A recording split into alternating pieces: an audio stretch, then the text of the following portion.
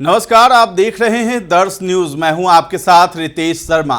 PM Narendra Modi ने चुनाव से पहले 400 पार का नारा दिया था, लेकिन आज जब देश भर में ईवीएम खुल रही है तो भाजपा 300 सीटों से नीचे ही ठहरती हुई दिखाई दे रही है। ऐसी स्थिति में भाजपा अकेले दम पर सरकार नहीं बना सकेगी और उसे 272 के जादुई आंकड़े के लिए साथियों की जरूरत होगी।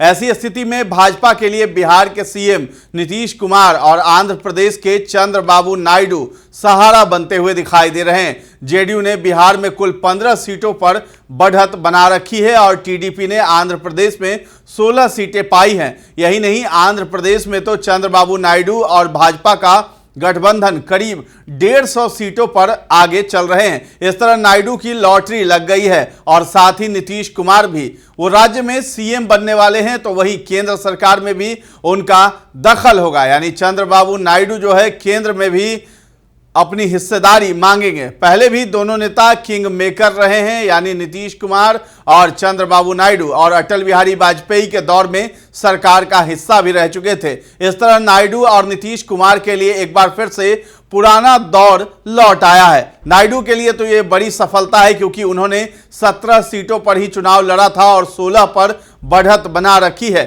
यदि टीडीपी की 16 और जेडीयू की 14 सीटें भाजपा को मिलती है तो लगभग 245 सीटों वाली पार्टी 275 के दावे के साथ सरकार बना सकेगी। इसके अलावा एक नाथ शिंदे की लीडरशिप वाली शिवसेना भी 7 सीटें जीतती हुई दिख रही है। ऐसे में 280 के पार का आंकड़ा आसानी से सरकार बनवा देगा। आंध्र प्रदेश में विधानसभा चुनाव के नतीजे लगभग सामने आ चुके हैं। राज्य में एक बार फिर से एन चंद्रबाबू नायडू की तेलुगु देशम पार्टी यानी टीडीपी की वापसी पक्की है। पार्टी की तरफ से ऐलान कर दिया गया है कि वो 9 जून को मुख्यमंत्री पद की शपथ लेंगे। पार्टी मुख्यालय में जश्न मनाया जा रहा है। सत्तारूढ़ वाईएसआर कांग्रेस केवल 14 सीटों पर बढ़त बना पाई है। इस बार लोकसभा चुनाव में टीडीपी ने 144 सीटों पर अपने उम्मीदवार उतारे थे। वहीं पवन कल्याण की अगुवाई वाली जन सेना पार्टी यानी जेएसपी ने 21 सीटों पर और भाजपा ने 10 सीटों पर अपनी किस्मत आजमाई थी। एनडीए गठबंधन का हिस्सा बनी रहेगी टीडीपी। पार्टी के सूत्रों के अनुसार आंध्र प्रदेश विधानसभा चुनाव में जीत के बाद टीडीपी एनडीए गठबंधन का हिस्सा बनी हुई है। डीपी जेएसपी बीजेपी गठबंधन आंध्र प्रदेश में नई सरकार बनाने की ओर अग्रसर है। प्रधानमंत्री नरेंद्र मोदी और गृह मंत्री अमित शाह ने टीडीपी प्रमुख चंद्रबाबू नायडू को फोन पर बधाई दी। टीडीपी राष्ट्रीय जनतांत्रिक गठबंधन यानी एनडीए का अभिन्न अंग बनी रहेगी। कुछ अटकलों के विपरीत नाराज चंद्रबाबू नायडू और इंडिया गठबंधन के नेताओं के बीच कोई चर्चा नहीं हुई है। तो ऐसी कयासबाजी लगाई जा रही थी कि शरद पवार जो है उन्होंने चर्चा की है, जिसे उन्होंने ही सिरे से नकार दिया है। आंध्र प्रदेश में एनडीए की आंधी दिखाई दे रही है। आंध्र प्रदेश के लोकसभा चुनाव में भी एनडीए को फायदा होता हुआ दिखा है। चंद्रबाबू नायडू की तेलुगु देशम पार्टी आंध्र प्रदेश में बड़ा फेरबदल कर चुकी है। उन्होंने 25 लोकसभा सीट में से 16 पर बढ़त बनाई हुई है, जबकि एनडीए गठबंधन कुल 21 सीटों पर आगे है। चंद्रबाबू नायडू तो भाजपा के साथ 2014 और 2019 में भी थे, लेकिन बाद में कांग्रेस के साथ चले गए थे। फिर इसी साल मार्च में वो एनडीए में वापस लौट आए। यही नहीं, नीतीश कुमार भी इंडिया अलायंस का गठन कराने वाले नेता थे, लेकिन चुनाव से ठीक पहले ही वो भाजपा के साथ आ गए थे। अब दोनों दल मिलकर बिहार में सरकार चला रहे हैं। इस तरह भाजपा के लिए ये अच्छा ही रहा कि चुनाव से ठीक पहले ही चंद्रबाबू नायडू और नीतीश कुमार उनके साथ आ गए थे। अब उसके लिए इन्हें मैनेज करना उतना कठिन नहीं होगा और आसानी से सरकार का गठन कर पाएगी एनडीए। एनडीए में पवन कल्याण भी है, जिनकी पार्टी 2 सीटें जीत गई है।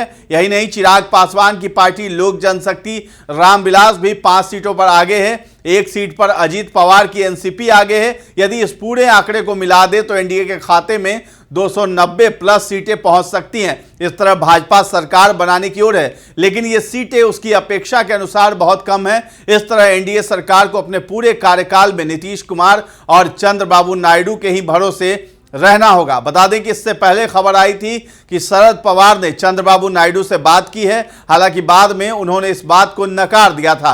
बता दें कि केंद्र में सरकार बनाने के लिए बीजेपी को अपने सहयोगियों की मदद इस बार लेनी पड़ सकती है।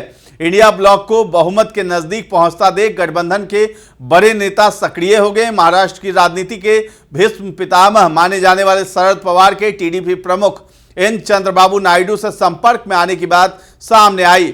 वहीं जेडीयू ने एक बार फिर पाला बदलने के किसी भी तरह के कयास को खारिज कर दिया है। आपको बता दें कि जारी रुझानों में जो सीटें एनडीए गठबंधन को मिलती दिख रही है उसमें एक बड़ा यानी दूसरा बड़ा हिस्सा टीडीपी का है।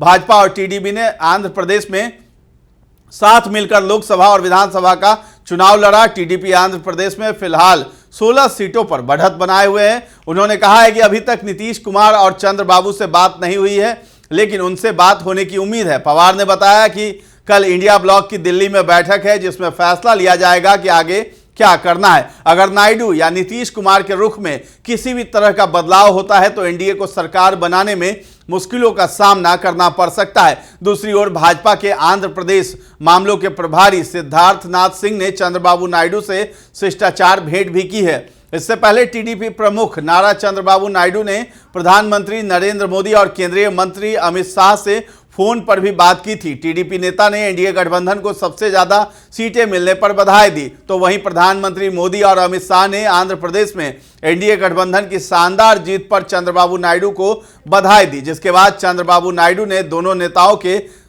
को धन्यवाद दिया। इस बीच जेडीयू के एक बार फिर पाला बदलने के किसी भी तरह के कयास को पार्टी ने खारिज कर दिया है। जदयू नेता केसी त्यागी ने कहा है कि सीएम नीतीश कुमार और उनकी पार्टी जदयू एनडीए के साथ बनी रहेगी। साथ ही बिहार के उप मुख्यमंत्री सम्राट चौधरी भी राज्य के सीएम नीतीश कुमार से मिलने पहुंचे। रुझानों को देखते हुए इन मुलाकातों और बातचीतों को काफी अहम माना जा रहा है। जैसे जैसे लोकसभा चुनाव नतीजों की तस्वीरें साफ होती चली जाएंगी, वैसे वैसे नेताओं के बीच हुई ये बातचीत और भी सफल मानी जाएगी।